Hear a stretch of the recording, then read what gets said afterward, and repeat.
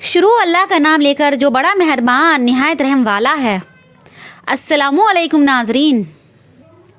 رسول اللہ صلی اللہ علیہ وسلم نے ایک مرتبہ فرمایا کہ بنی اسرائیل میں 3 آدمی تھے، ایک کوڑی، دوسرا گنجا اور تیسرا اندھا۔ خداوند تعالیٰ نے ان کو آزمانا چاہا۔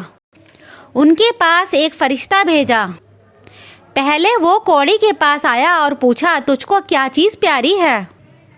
اس نے کہا، مجھے اچھی رنگت اور خوبصورت کھال مل جائے اور یہ بلا جاتی رہے جس سے لوگ مجھ کو اپنے پاس بیٹھنے نہیں دیتے۔ اس فرشتے نے اپنا ہاتھ اس کے بدن پر پھیر دیا، وہ اسی وقت اچھا ہو گیا اور اچھی کھال اور خوبصورت رنگت نکل آئی۔ پھر پوچھا، تجھ کو کون سے مال سے زیادہ رغبت ہے؟ اس نے کہا، اونٹ سے۔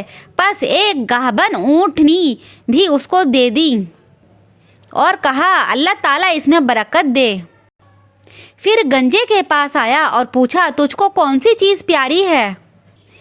کہا، میرے بال اچھے نکل آئیں اور یہ بلا مجھ سے جاتی رہے کہ لوگ جس سے گھن کرتے ہیں۔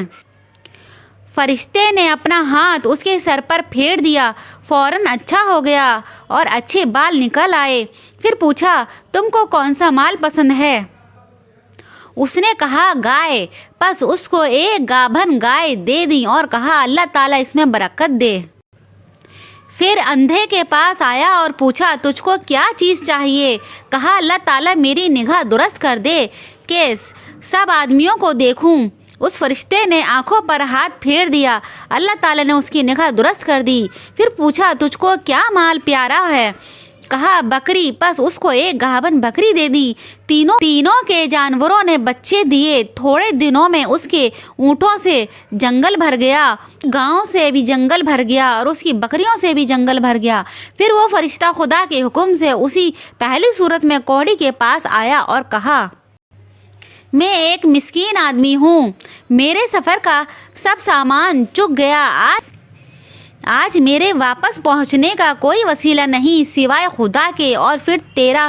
میں اللہ کے نام پر جس نے تجھے اچھی رنگت اور عمدہ کھال عنایت فرمائی، تجھ سے ایک اونٹ مانگتا ہوں کہ اس پر سوار ہو کر اپنے گھر پہنچ جاؤں۔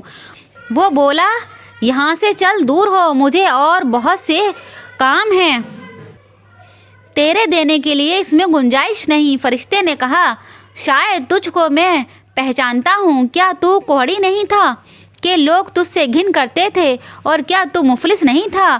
پھر تجھ کو خدا نے اس قدر مال عنایت فرمایا۔ اس نے کہا، وہ کیا خوب ہے، مال تو میری کئی پشتوں سے باپ دادا کے وقت سے چلا آتا ہے۔ فرشتے نے کہا، اگر تو جھوٹا ہو تو خدا تجھ کو پھر سے ویسا ہی کر دے جیسا تو پہلے تھا۔